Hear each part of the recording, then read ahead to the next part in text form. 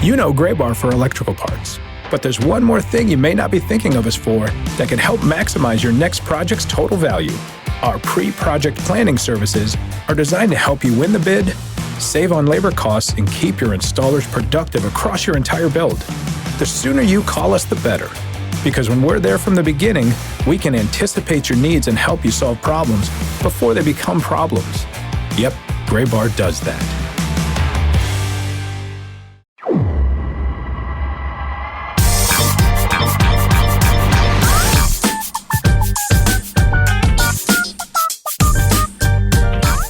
This week's episode of the Show Before the Show podcast, the official podcast of minor league baseball, as we're nearly like in the holiday season. I should have had like some bells to jingle, well, it's probably too early. Would that have made you angry? Hey, Ben's got keys. My name is Tyler Vaughn. That's Benjamin Hill jingling the keys, and Sam Dykstra in New York City. Hey guys, are you on the "it's too early for Christmas music" bandwagon? What's the take? Yes, it is too early for Christmas music. I say that as we're currently staring at a Christmas tree.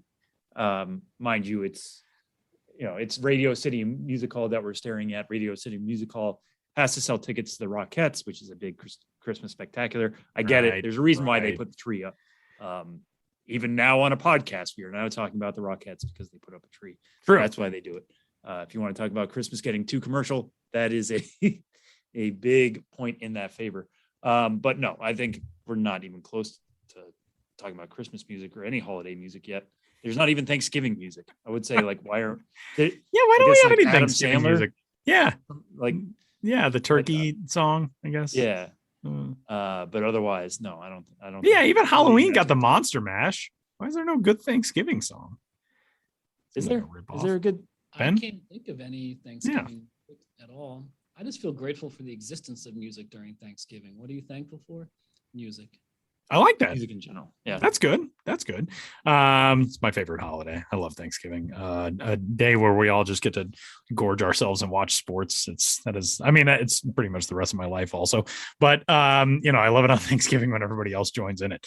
As we welcome you into this week's episode of the Show Before the Show, as noted, I'm Tyler, Sam and Ben in New York City. We're diving into some off-season elements of the show as we get closer and closer to the holiday season, the shopping season. Get the favorite minor league baseball fan in your life some sweet gear. You can go to the MILB shop. You can also check out the team stores as well. We've got some upcoming logo changes, some new identities, all that type of stuff. And we'll talk about those, of course, as they come out here over the next few weeks. But as we get into this week's episode of the show, we've got more ballpark guide stuff to break down and digest. An off-season project that we have been tackling now for several weeks. Myself, Josh Jackson, Benjamin Hill, of course. We've had some fun with these so far. And Ben, I know you've got a new one coming up next week. I had a story about Hartford come out this week. Josh had the Inland Empire 66ers ballpark guide come out this week. We were talking before we started recording about how much fun this project has been, but it's a very neat little opportunity for us to 30,000 foot view look at the world of minor league baseball. And these have been really cool to do.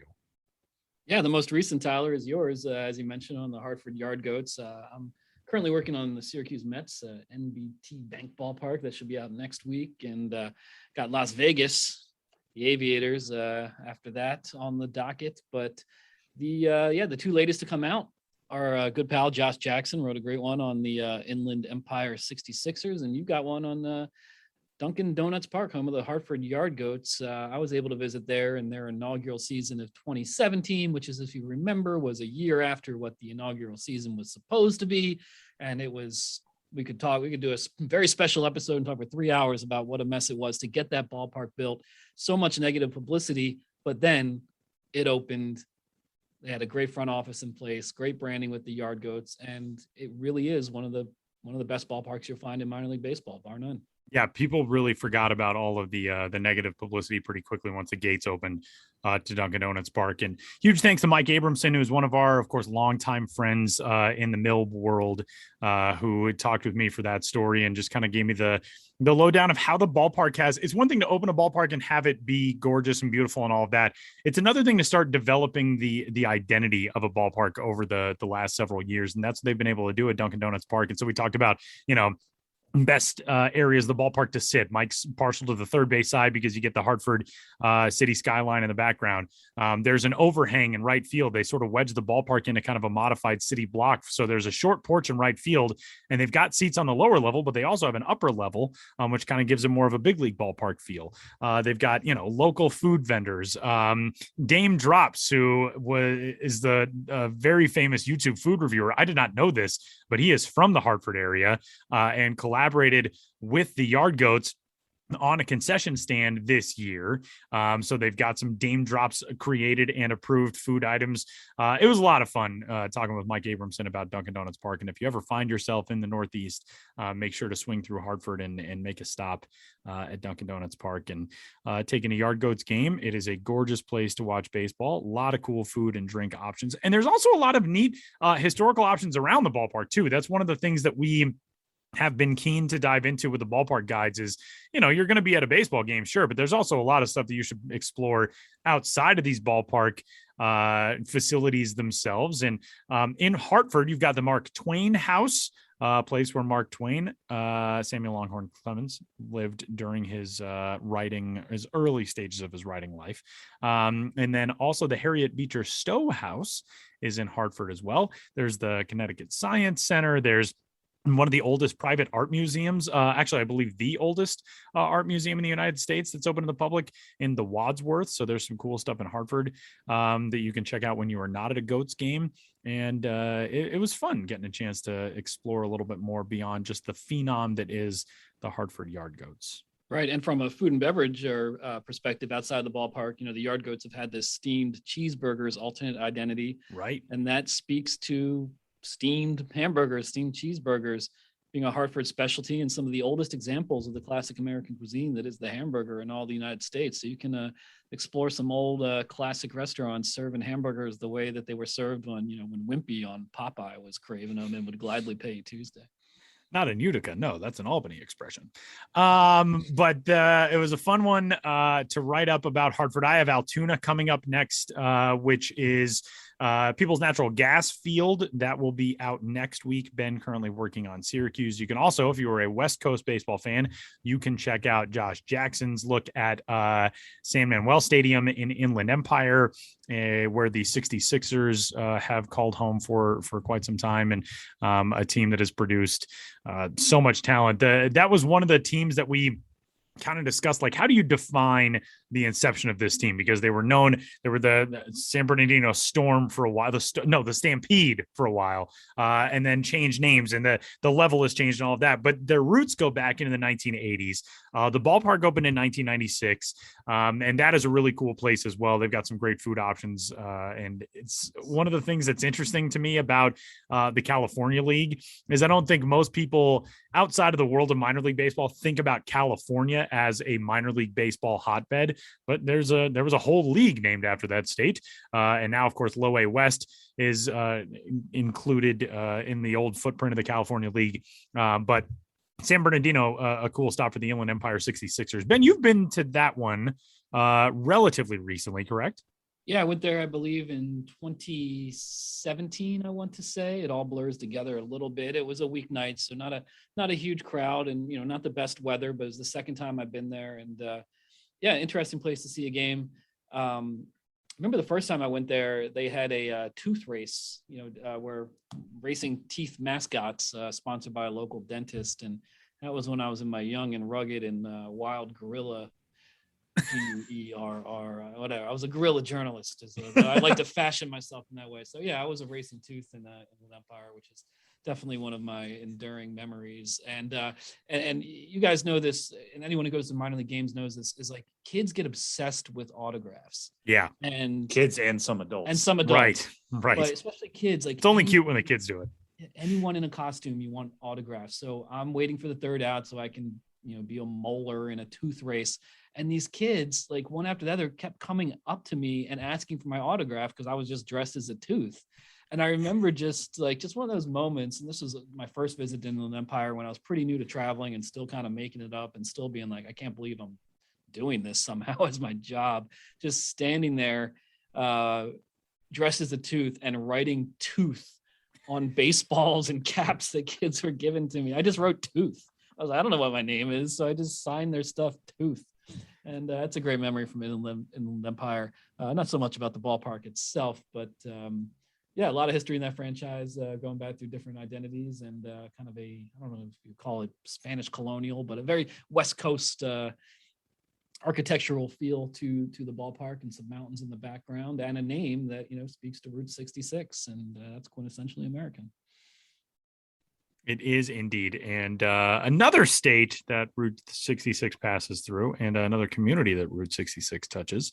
Albuquerque, New Mexico is where we are headed on this week's episode of the show. Before the show, John Traub is going to join us coming up here in a little bit from Albuquerque. A Food Network project found its way to Isotopes Park this summer, which I was actually not even aware of until this week when it aired and when you guys passed this along. But Ben, give us the overview of what exactly the Topes got to take part in. And we also need to parse out where else in minor league baseball we feel like this could apply. Yeah, the Isotopes, and we'll get deep into this in no time at all, but they were featured on an episode of Dinner Impossible on the Food Network, where the host, Robert Irvine, I believe is his name, was tasked with creating an elevated dinner at the ballpark and all the challenges involved with that, and all sorts of time limitations and ingredient limitations. So it was reality TV at the ballpark with the Isotopes. So always interesting to see minor league baseball, get featured, just on TV through the lens of other shows and other concepts, and something I think is always fun to cover, because then you get to see, by talking to the teams involved, a little bit of how the sausage gets made, so to speak, what it's like to be on the inside of being involved with these television productions, and then of course having your team featured and what that means to the team. I feel like if there were regions of the country where minor league baseball could most clearly put its stamp on a show in that vein because of its regional delicacies, I'm very partial to a place like Albuquerque because I want to just inhale all of the green chili on earth. But I feel like there would be a lot of places where this could also go down. Ben, if you had to pick like a short list of ballparks where you feel like this would be a well-situated proposition outside of Albuquerque, where else would be? Well, you could look at this two ways. If you're looking at a show like Dinner Impossible, which is based around challenges and limitations, in a way it would be fun to pick an older ballpark with not too many with a small kitchen and not too many points of sale, and having a really limited amount of things that you could make in there. I think even just from this year's travels, it's not that old of a ballpark, but Chattanooga AT&T Stadium, pretty cramped in terms of their kitchen availability. So in one way, it'd be kind of fun to say, okay, this isn't a newer ballpark. You have to make the best of somewhere with a limited menu. But if you're thinking, what are the best ways in a reality TV show context to really explore the cuisine? I mean, I think Albuquerque is a great one.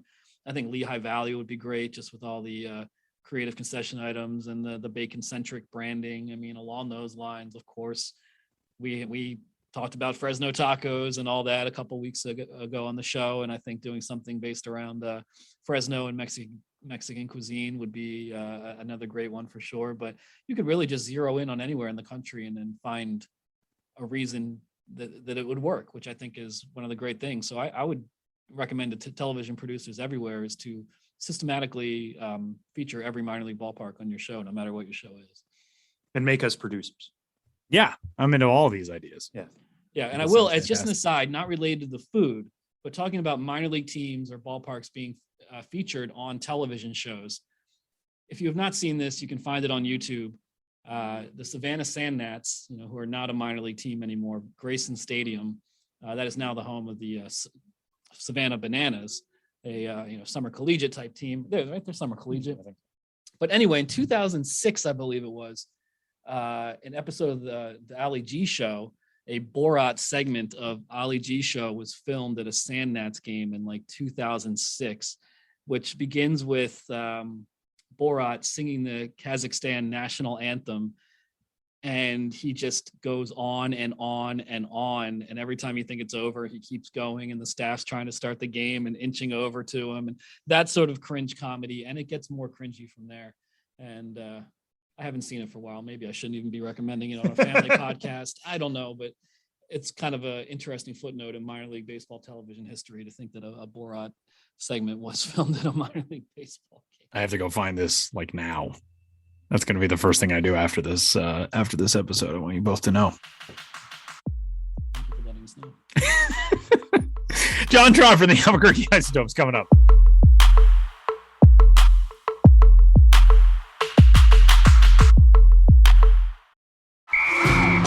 All right, listen up, nacho chips. Quiet down, crispy potatoes. This is the moment Velveeta's been preparing you for, and you're not about to crack under pressure. Today's the day to go all in on the drip. Velveeta's Heat and Eat Queso is the MVP of any game day spread, so stick by them, and you'll be golden.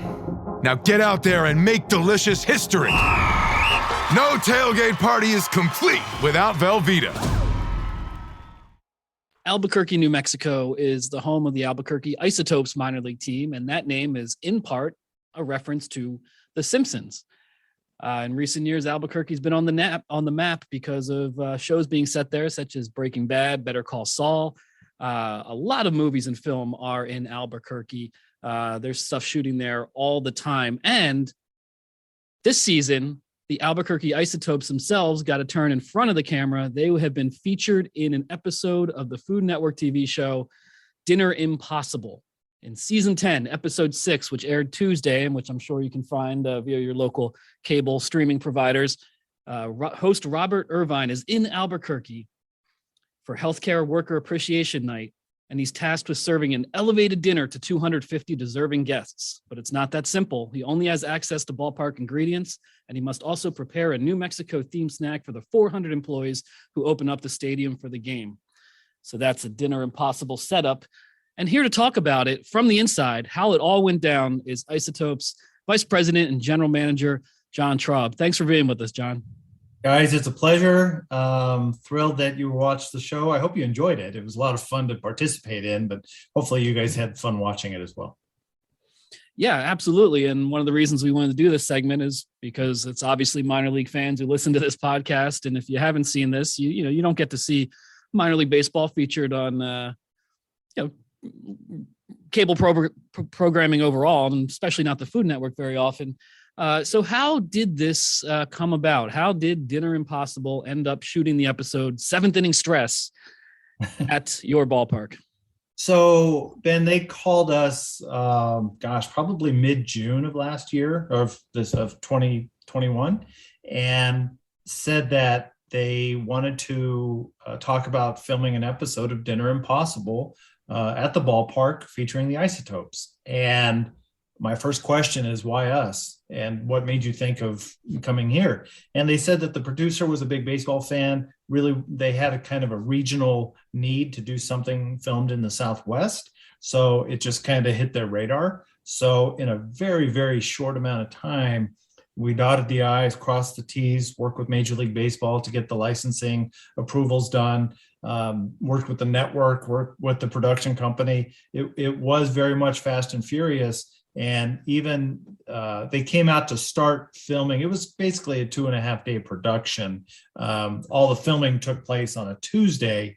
They did a lot of B-roll on Monday, and they did a site survey on Sunday. And I would tell you that even Wednesday and Thursday leading up to that Sunday, the week before, we weren't 100% sure that it was going to come to fruition, because, man, there are a lot of hurdles that you have to go through and people have to, sign off on. But we were able to get it done, and they came out and they brought a really large crew with them and did that site survey, as I mentioned, on Sunday, and everything went from there.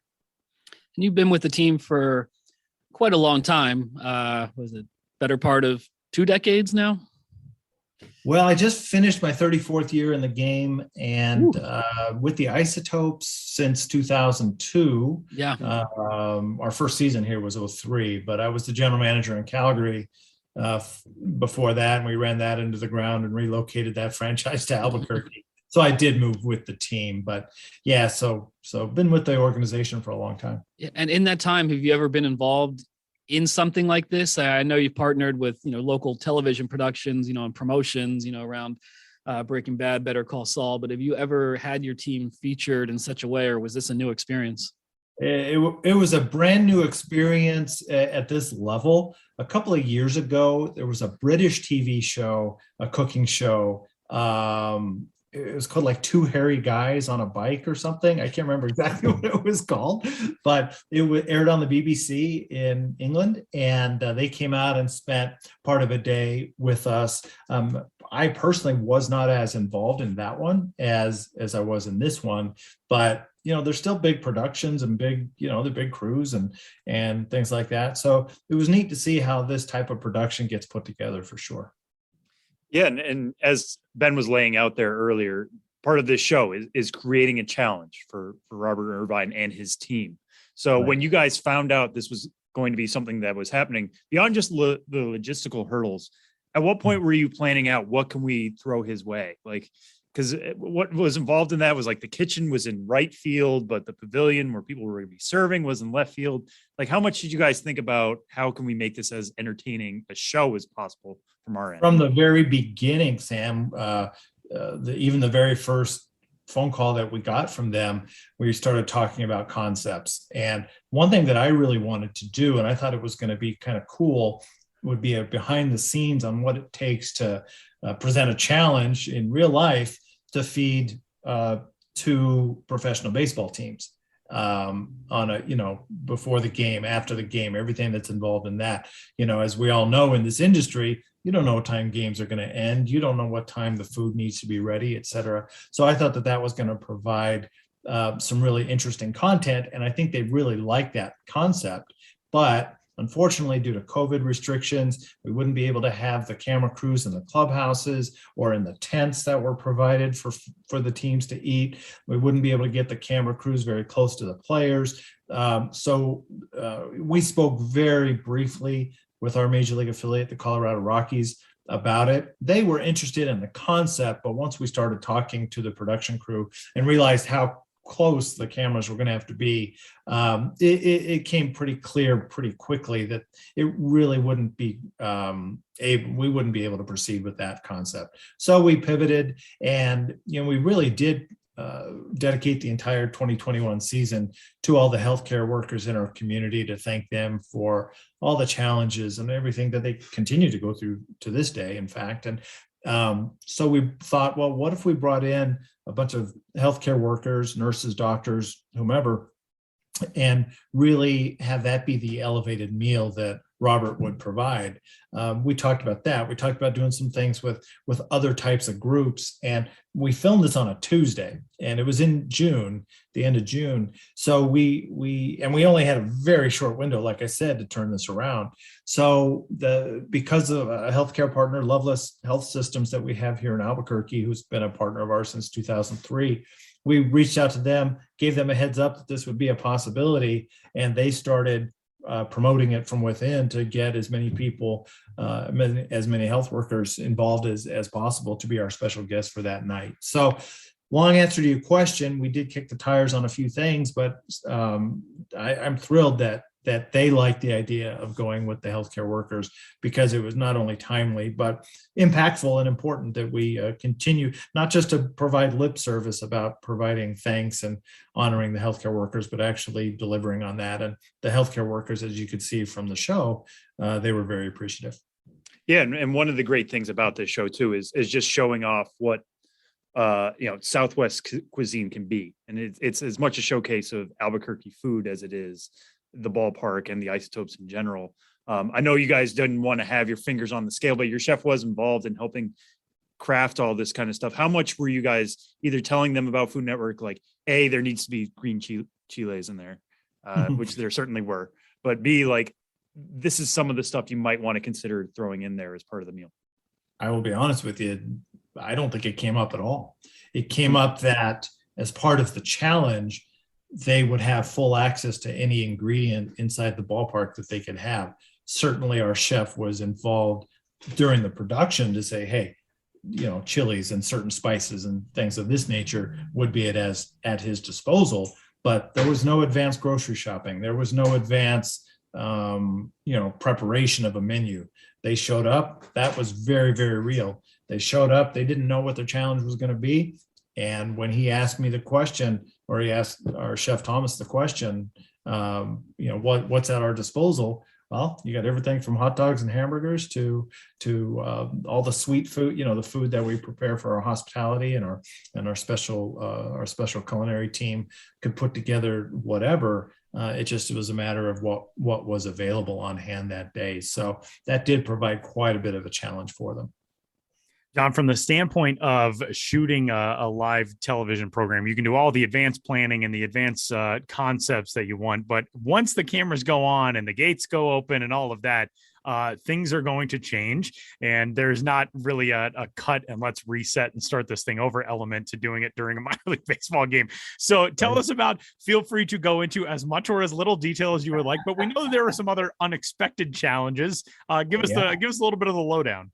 So, like I said, we filmed on Tuesday, and on Monday, there was a little bit of a walkthrough, if you will, a little bit of a rehearsal, I guess, with myself and the chef and our mascot. And Robert and his team did not show up. So when you saw them walk into the stadium during the show, that was Tuesday morning, and it's go time. They had no preliminary idea of what was going to happen. Now they've filmed these shows now for 10 seasons, so they kind of have their formula. And as part of the production, they like the host, which was, I guess in this case was me. They said, okay, this is kind of what we want you to do. We want you to welcome them. We want you to present the challenge. We want you to hit on a few key words, which are not a typical part of my vernacular. So when we're talking about providing an elevated meal in the stadium, that was a little bit of a challenge for me to get out, because it's just not something that I would ordinarily say. So we rehearsed it on Monday. We walked through some things. They had cameras in certain positions, I think, just to get us comfortable with kind of how the setup was going to be. We were set up at shortstop. It was a pretty decent day, and we felt pretty good about things. And they were hoping that, okay, we can get some B-roll and kind of use some of this as part of the production. Well, that's fine. That was Monday. Tuesday morning, we wake up and it's pouring rain, which it never does here, especially during monsoon season, which starts right around that time. It's a beautiful morning until about 2-3 o'clock when the clouds rolls in normally, and then the thunderstorms hit, the monsoons hit, and then it sends us into a little bit of a panic mode for games during the month of July usually. But anyhow, on this particular Tuesday, it rained all day. And the tarp was on the field overnight, Monday night. So all that rehearsal, all that B-roll, all that stuff that we prepared on Monday, we had to scrap it. And in fact, the producer called me really early in the morning, and he's like, "Yeah, we're gonna have to pivot. We're gonna have to figure something else out." So no problem. We figured out where we could be under the protection of the concourse. It's not necessarily the look that I think we wanted or anybody wanted. Of course, you want blue skies and green grass and, have that kind of thing, but it wasn't meant to be because, the weather didn't cooperate. So we had to improvise, but they did give me that kind of, okay, these are the types of things we want to hit. And this is what he's going to ask you basically, but nobody had a script. And from the get-go, when we walked up and said hello to him, and it was on camera and we knew they were rolling, they had 4 or 5 different cameras rolling, I just had to react to what Robert was saying. And then it was go time. It was in real time. There was no cut, let's say this again. It was, let's go. And they were going to have to produce the show based on whatever garbage came out of my mouth. So I was nervous about that because, like I said, there were some things that the types of things that they wanted us to hit on. And it took, I didn't want to think about it too much. I didn't want to overthink it because then I would really stumble over my words. I just like to speak freely. And I think it came out okay. Even though sometimes if you watch the show closely, you could tell that, man, I've got marbles in my mouth, but it worked out okay, I think. No, I think you did great, John, at being a host for, Isotopes ballpark and Albuquerque at large. But speaking of it raining, one thing that stood out to me in that show is probably wouldn't have happened if it was a blue sky, green grass day that you're talking about. You made Robert Irvine tarp pull. So at what point were you guys just like, hey, we're going to make him do this thing that everybody in a minor league front office has to do? Well, throughout the day, they really wanted to present challenges to Robert as part of making this thing happen. So they were already on a tight time crunch, and the producer said, what can we do? What types of things happen during the day around a minor league ballpark that basically require a lot of people to be involved? And it was perfect because the tarp was already down. The tarp was down from the night before, like I said, but it was like, well, we could use his help pulling the tarp. So they said, okay, let's have him do that. Great. So at a certain time, they had actually asked us to delay the tarp pull so that they could get their cameras in place. And we're like, and my groundskeeper is like, there's no way that is happening. That tarp's coming off right now. I don't care if the crew is here or not. We got to get rolling because we got to start this game on time. So, I mean, what you saw was legit. It was me going into the kitchen.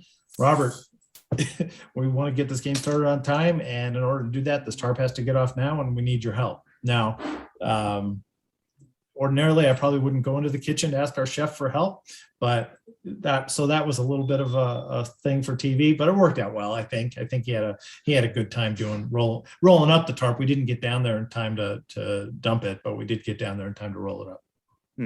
Yeah. And one other aspect of it that I enjoyed, because all of this stuff, reality TV, there needs to be some ticking clock somewhere, but there is no ticking clock in baseball outside of a pitch clock, if that's instituted. But you guys kind of set up the deadline as the end of the third inning, which all of a sudden, like, now you're following what he's doing with how many outs are there in the second, how many outs are there in the third, and there's somebody updating him. So how did you guys work with the team to decide this is when we're going to do this, and this is going to make, a timeless game into a time atmosphere? Well, if you think about it, right, most times when people are eating dinner at a game, they're doing it relatively early in the game. Initially, they had conversations with us. They wanted to feed everybody in the seventh inning. It's like, well, geez, that could be 3 hours. They've already been here for an hour before the game, and then it's 3 hours into so it's like, no, this has to be done earlier. So we told them, yeah, this is going to be after the third inning. And then we added the additional challenge of adding a snack for our event staff who showed up. So that kind of just threw another wrinkle into it, but it was really firm. It was like, hey, this has to be done by the end of the third inning, which should be around 7:30. The game started at 6:35 that night. And so that was their clock.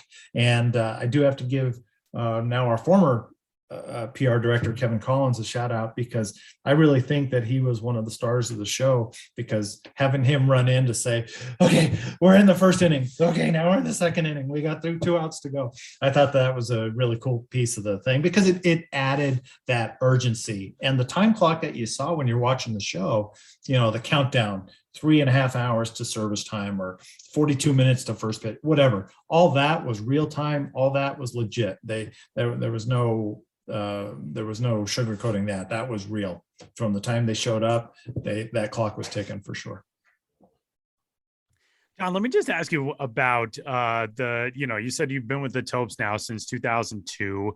And it's perfect that Ben noted that, you've got a team name that's based in part on a television show episode.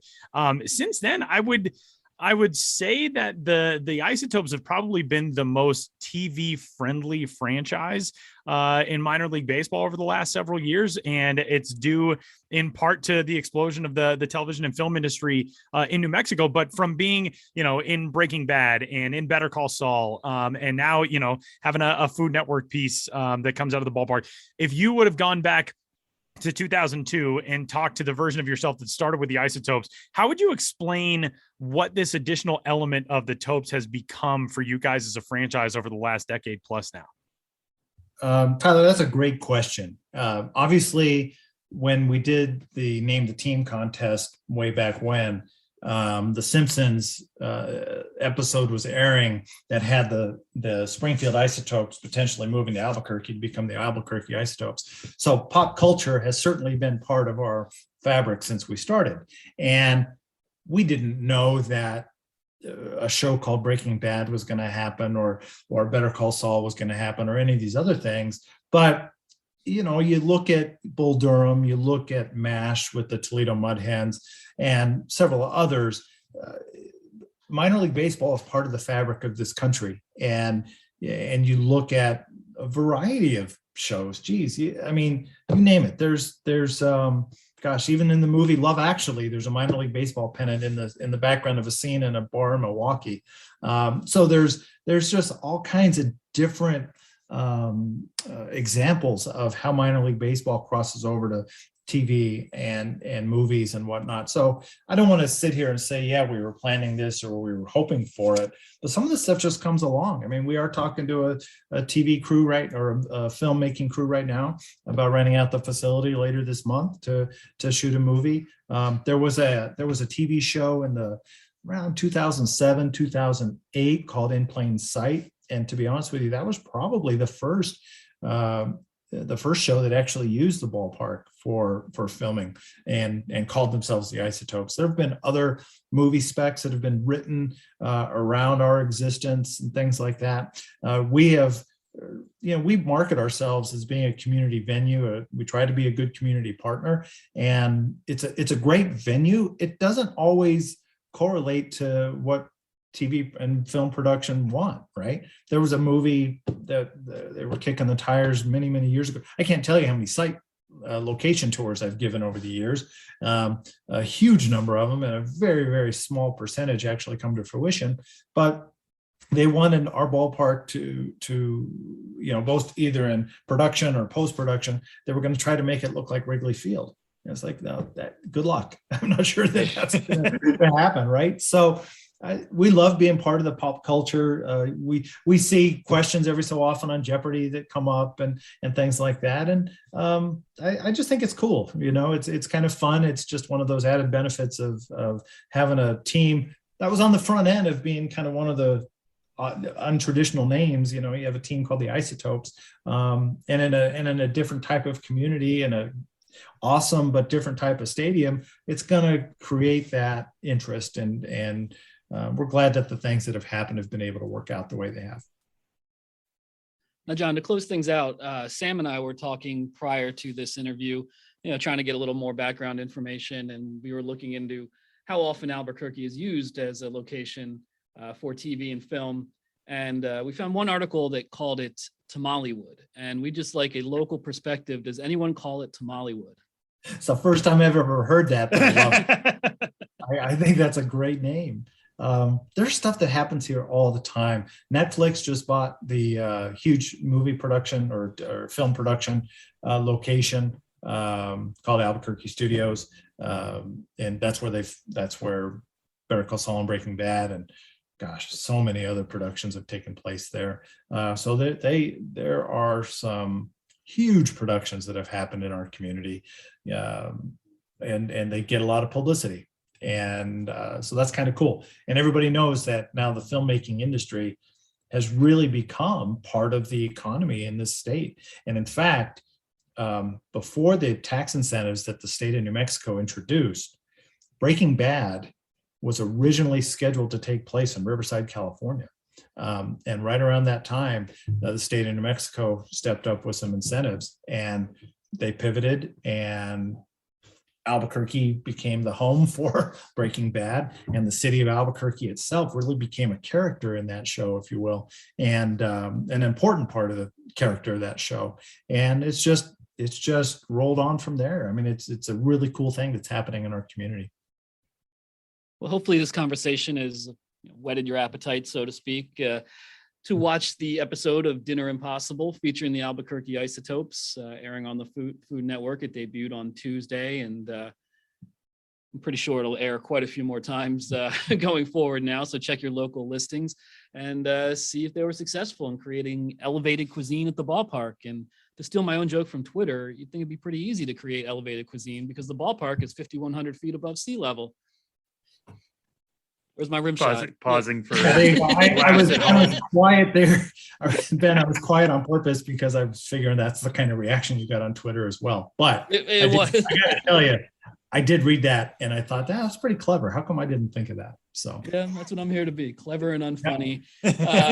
John, you also you have to start using all of these awkward terms now, John, in your everyday life. Like I want you from now on, like, it's 5:30, you're getting set for first pitch for a game, and I want you to be like, what sort of elevated dinners do we have around here tonight?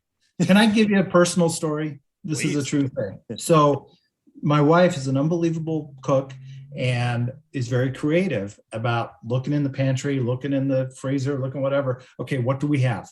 And what are we going to put together? So I really think that my wife started the Dinner Impossible scenario before it became a TV show. And so I got to give her a lot of, so it was just funny just watching them put the show together and watching the show with her, because I had not told her a lot about it. She goes, why do that? I said, yes, you do. I said, you could become a creative consultant on You're the like, show. I've been watching this for years at home. I've been living this. Come on. So anyway, I hope she makes the chicken job. wing nachos. That's the thing I wanted to try most, I think. Those were good. Those were very good. That was such a great idea. For sure. Thank you guys so much for your interest in this. And this was a lot of fun. Thanks for letting me share some stories. Yeah, great speaking with you, John. And thanks for being a guest on the Show Before the Show podcast. You got it. Thanks, guys.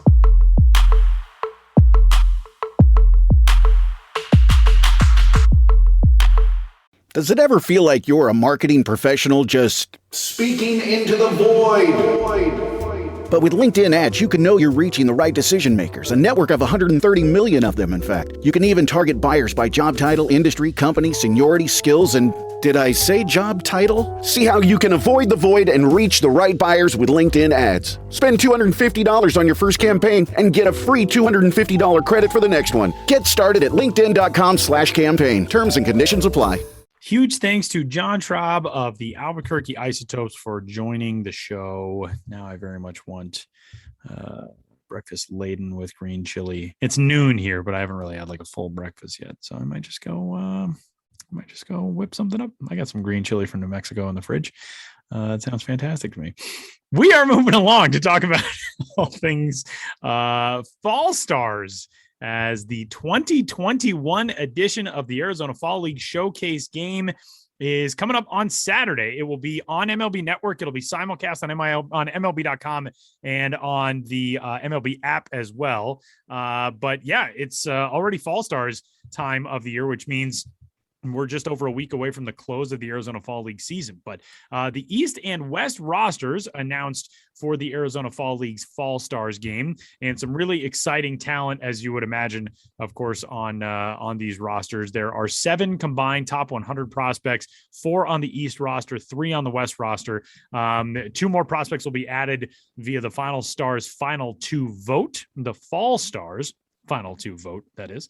And give us a rundown of your initial impressions of these rosters here for this 2021 edition of this game. Sam, we, of course, did not have an AFL last year, didn't have a Fall Stars game last year, so we haven't seen one since 2019 when the AFL East won that contest 4-2. Royce Lewis of the Minnesota Twins was named the Fall Stars MVP. But give us the initial impression you've got from this one. Yeah, I mean, this is exactly what the Fall Stars game should be. Looking at these rosters right now, there was this, I don't want to say confusion, but I think a lot of people kind of jump out on Twitter when the rosters were announced this week that it's an all-star game. It is that in some way, but it's not in the typical sense. You almost have to think about it kind of as like a futures game. This isn't based solely on Fall League performance. It would be a little cheap to do that given how short the Fall League really is. But it's also not wholly just based on like who the best prospects in the league are. If that was the case, then Marco Luciano wouldn't be in the final 2 voting. He would have been, easily one of the prospects to make the cut. So it's kind of a mix of both, kind of treated as a futures game. This is just a showcase game for, hey, these are a bunch of guys who have we knew coming into the Fall League, and B, have done pretty well. So you mentioned 7 top 100 prospects are on the roster. Let's go through those real quick. Tristan Cassis of the Boston Red Sox, first baseman representing the East. Gabriel Moreno, catcher of the Blue Jays. Brett Beatty, third baseman for the Mets, and JJ Bleday, outfielder for the Marlins. Those are the East representatives. Out West, we've got Nick Gonzalez, middle infielder for the Pirates. Bobby Miller, right-handed pitcher for the Dodgers, and Bryson Stott, shortstop for the Phillies. So 7 top 100 prospects all in one game. That's always going to make us pay attention. There are some other big names participating this year for sure. Looking at guys like Patrick Bailey, catcher for the Giants, Curtis Mead for the Rays, who anybody who listened to last week's episode, I really wanted on my my fall league team. Tyler took him. Did you get him? Did you get him? I did not get him. Oh, that's right. That's right. He's on my team. Thank you for reminding me of that. Although that was my own fault. That's I will true. be honest. That is true. I was going to let you sail through on it, but yeah, I took Brett Beatty at third base when I could have taken Curtis Mead. That's on me. I'm not going to be upset about that. You could have. Just to throw that out there.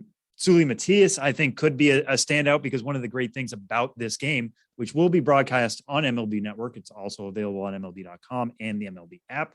It'll be airing at 7 p.m. Eastern this Saturday when you guys hear this. So November the 13th. But one great thing about it is because it's played at Salt River, we do get StatCast data for this game. And you can pour over that on Baseball Savant page. I will tweet out the Baseball Savant page as well. So make sure to follow me on Twitter for that game.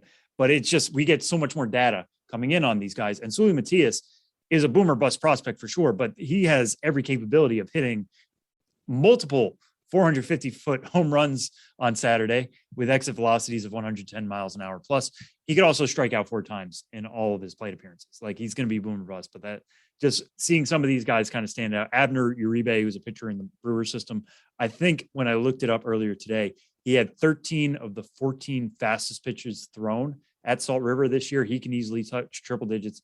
He's involved in the game. So if you want to look at a StatCast darling, he is certainly one of those. Some other pitchers, Cole Henry has had a really strong fall league. Owen White has had a strong fall league. Both of those guys representing the West. Could they get in short spurts? I kind of hope we'd see it because, again, this is a showcase game. But yeah, those are just some of the names to follow in the Fall Stars game. And hey, there is some research out there. I think Fangraphs did it a few years ago, that being named to a Fall Stars roster is indicative of future success. Now, it's a chicken of the egg or the egg thing we've talked about. Typically, your top prospects are going to be in this game anyways. If they're top prospects, they're usually good, which means they're going to have major league success. But still, it is interesting to note that research. So do seek that out. I think it has a hit rate of about like 1 in 3 for young position players that guys eventually become solid major leaguers. So a good portion of these guys that will be taking the field Saturday will be playing in the bigger stadiums and be playing productive roles. So we're not just saying that. There is research behind that. But all that said, Tyler, out of the names I've said so far, maybe somebody else you have on your radar, who would be your MVP prediction for Saturday? I am going with a dude who has put together a very good campaign so far in the AFL, and that's JJ Bleday of the Miami Marlins organization. As of right now, he's got an OPS still over 1,000 in the AFL, and you know, a guy who just, as we talked about last week, 2 weeks ago, I just feel like I'm not worried about JJ Bleday. I know the 2021 season wasn't great for him at AA Pensacola. He's batting .329 with a 1050 OPS as of right now in the AFL. And he seemingly has just kind of ironed out things. He started the month of November with a 5-hit day in which he was a triple shy of the cycle, # a triple shy. He's got 3 homers this month through his first 8 games. Played in November. He was fantastic in October as well. But I like what JJ Bleday is doing lately, so I'm going with him. Yeah, my pick is going to be Juan Yepez. Okay, another good choice. Just a guy, we talked about him before. I think he was my DH pick last week. He just hit everywhere he played this year. AA, AAA got added to the Cardinals wild card roster. That isn't continued here in the fall league, playing for Glendale. He's batting .319. He's got a .390 OBP, but being a corner outfield guy, but probably going to be a first baseman, which is a problem in St. Louis and Paul Goldschmidt, but that's neither here nor there right now. He is a slug first guy. He's slugging .710, got a 110 OPS, or an 1100 OPS, excuse me. He's got 7 homers in 18 games. So he's hitting the ball hard. He's doing it pretty consistently. When I was there the first 2 weeks, he was hitting. That's continued up until now. He just had a 2-homer game recently. So he's shown no signs of slowing down. It's not like fall league pitchers are figuring him out. I think he's hitting his stride at the right time. I thought he could be somebody who maybe would have flamed out just because he played so many games during the summer, then going to the wild card. Like, this could be a severe drop off, but he seems to kind of thrive in these environments and being able to show that maybe he was overlooked earlier in his career, and prospect rankings are starting to catch on to him now. They will especially do that given the way he finished the year and given what he's doing in the fall league. And I think the showcase that is the Fall Stars game will be another big opportunity for him. So Juan Yepez, he might be my pick because he could have one homer, a double in a 3-hit game and easily take that. But just to look back on some other Fall Stars MVPs of recent vintage, Royce Lewis was that in 2019, Buddy Reed in 2018, Victor Robles in 2017, Willie Calhoun 2016, and Gary Sanchez in 2015. So some varying degrees of success, but guys who have made the major leagues for the most part, and been, like we said, productive members in that, whether for the long term or short term, whatever. But if you win the MVP award, it's probably a good sign that you are going to make the majors pretty soon, if not almost immediately afterwards. So coming up on Saturday, 7:00 Eastern time, 5:00 local time in Scottsdale, Salt River Fields at Talking Stick for first pitch between the East and West in the 2021 edition of the Fall Stars game for the Arizona Fall League. You can follow that not only live broadcast on MLB Network, but also on MLB.com and the MLB app. And we'll be back to wrap this thing up. Coming up next, Josh Jackson swings by with Ghost of the Minors, and we'll say goodbye on the other side.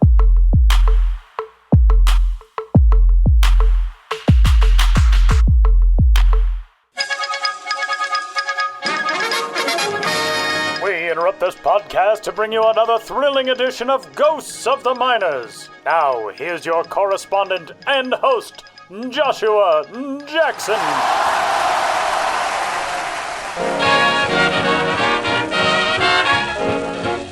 Welcome back to Ghosts of the Minors, in which all of you out there in Radioland must identify the legitimate historical ball club hiding amidst the fraudulent pair. One played ball in 1935. The others were never even alive. In the last segment, I asked you which of the following minor league baseball teams did at one time exist. A, the Sayersville Steeds. B, the Canyon Lake Jackrabbits. C, the Union City Greyhounds. If you blinked, you missed them. But in 35, the Union City Greyhounds, C, did indeed race onto the scene in the Kitty League. That's Kentucky, Illinois, Tennessee League. The inaugural team was piloted by Rip Fanning, who went on to win 338 games as manager in the Kitty League. Old Rip lived a long life as a sportsman, passing on in 1982 at the age of 83. R.I.P. Fanning. Based in the Tennessee town founded at the union of the Nashville Northwestern Railroad and the Mobile, Ohio Railroad, the Greyhounds ran circles around the competition to finish in the first two spots in the league for each of their first 3 seasons. With stars like Dutch Dumbler, Bill Shuey, and Elbert Hodge, it's no wonder those early Greyhounds were ahead of the pack. But in 38, they ran into a wall, going 45 and 85 to place 8th out of 8. A decade later, enjoying a post-war affiliation with Cleveland, Union City finished second in the 48 regular season and claimed another title via the playoffs. The Greyhounds made another chase for a crown without a parent club in 52, but got in deep against the Madison Miners in the Kitty League Finals. The next year, the team agreed to an affiliation with the Brooklyn organization and changed its name to the Union City Dodgers. Coincidentally, the 1953 National League Dodgers featured 1952 Rookie of the Year, Joe Black, the right-hander who, after baseball, went on to become an executive with Greyhound Bus Line. But it was the partnership with the Dodgers that ran the Greyhounds out of the minors. And that's how those dogs of Union City had their day. Now, on to the question for next time. Which of these smarty pants clubs used their brains in the minors of yesteryear? A, the Bethlehem Bookworms. B, the Logan Collegians. C, the Williamsburg Philosophers. Want to know the answer? Get thinking. or tune into the next Ghosts of the Miners.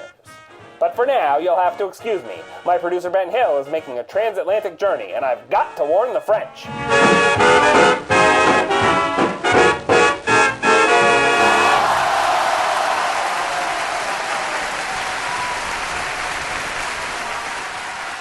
That will do it for this week's episode of the Show Before the Show. Keep your eyes peeled. I never know what that phrase means. Just keep checking mylb.com and mlb.com/pipeline for all of our stuff. We've got some new logo stuff coming up soon. I don't want to give too much away, but I've got some stuff that I'm going to be working on. Ben's got some stuff that he's going to be working on, some new identities, some refreshed identities. That stuff will be coming out next week and week after. And those are some of my favorite things to get a chance to write about and also to plot how I'm going to waste money on. So it's good. Which of these hats will I be buying? I know. Yeah. When we were talking to John off mic, you do this perfectly because you have a backdrop of just hats on hats on hats on hats. Yeah, so it's kind of like a great way to open any discussion with any guest we have. It is. I feel like it is very disarming whenever people come on. They're not like intimidated by the podcast. They're like, look at this idiot and all of his hats. So well, especially when it's somebody from Albuquerque who knows you've been to the ballpark multiple times. He's like, how many Topes hats do you have? And I showed him my column of Topes hats. I've got 4 in one column, and then I've also got the Mariachis, which is of course their Copa identity that they've won multiple Copa de la Versión titles for, as well as the green chili cheeseburgers hat. And John said, how many of those have you paid for? And I said all of them, which is true. But then I wanted to say, well, are you saying that I could get free ones from you? Will you send me free ones, John? What is that all about? I haven't got that's one thing we have never really done on this show, and I say that sincerely. Like, we've never ended an interview be like, okay, thanks so much for joining us. By the way, can you send us some stuff? Yeah. I mean, we wouldn't turn it down. You know. We wouldn't, but we are honest folks who won't ask for it directly. We'll just shyly, throw it passive aggressively at the end of the podcast. Exactly. We do a good job, I feel like, of making people feel as though, oh, I can handle these dorks. We'll be fine. This conversation, it'll be very easy for me. Yeah. It only takes 2 seconds of talking to us or 5 minutes of listening to the podcast. Right. To realize that we are not impressed with ourselves. Well, that wraps up another fun and enlightening and entertaining edition of the Show Before the Show podcast. You can follow us on Twitter. He is at Sam Dykstra, MILB. Benjamin Hill is at Ben's Biz. I am at Tyler Mon. And get in touch with the show, podcast at MILB.com. And tune into the Fall Stars game coming up this weekend from Arizona. We'll be back to preview the final week of the AFL and the AFL Championship game coming up next weekend. As crazy as that is to believe, to send us really fully into the doldrums of the offseason. So for Sam Dykstra and Benjamin Hill, I'm Tyler Mon. We'll talk to you next week.